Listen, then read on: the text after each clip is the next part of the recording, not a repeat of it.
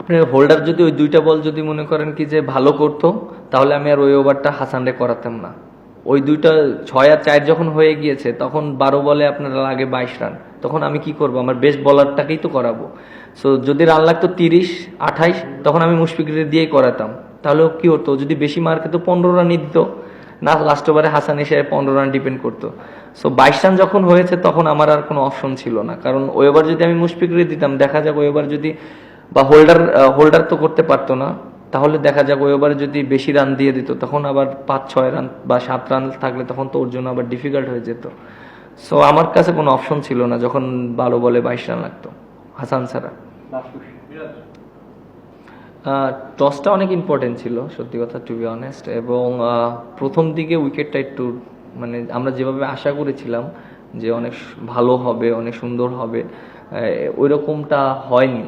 But তারপরও একটা জিনিস কি যে আমরা এর আগে যে 3টা ম্যাচ খেলেছি, আমরা ডে ম্যাচ খেলেছি, আমরা এখানে কিন্তু অনেক দিন পর নাইট ম্যাচ খেললাম। সো ওটাও আমার কাছে মনে হয় যে উইকেটটা ওই রকম ছিল, আর আমরা তো কাবারি করে ফেলেছিলাম। বাট ক্রিকেট খেলা অনেক কিছুই হতে পারে, চাপ না। আপনি একটা জিনিস দেখেন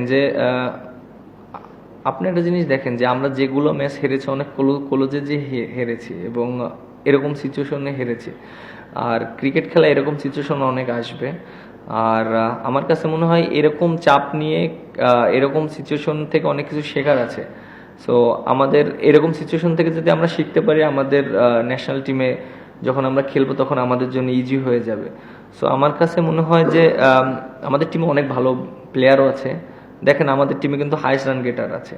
নাইম শেখ যেভাবে ব্যাটিং করেছে, হাইস্ট রান গেটার।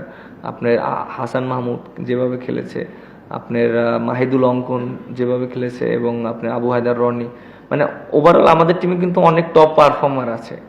সো আমার কাছে মনে হয় ছোট ছোট জিনিসগুলো যদি আমাদের একটু লাক ফেভার করতো, তাহলে হয়তো আমাদের আরো 2-1টা ম্যাচ ভালো হতো। না, লাস্ট ওভারে তো আপনি কিভাবে, আপনার পেস বলার আছে, আপনি দেখেন যে হোল্ডার আছে, মুশফিক আছে। তো এখানে তো স্পিনার দেওয়াটা এটা না, যৌক্তিক না, কারণ স্পিন বলার যে কোনো ব্যাটসম্যানের 2টা বল লেগে যেতে পারে, 2টা 6 হতে পারে।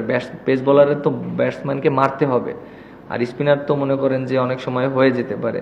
সো আমার কাছে মনে হয় যে পেস বলারই বেস্ট অপশন। অনেক সময় হয় না, এটা একটা ডিফারেন্ট ইস্যু, বাট পেস বোলিংই বেস্ট অপশন।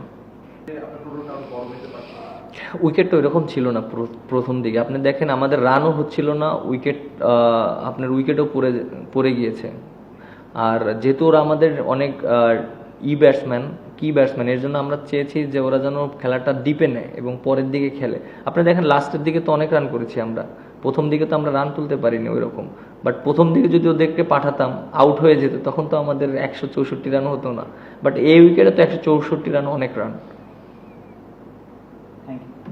Thank you.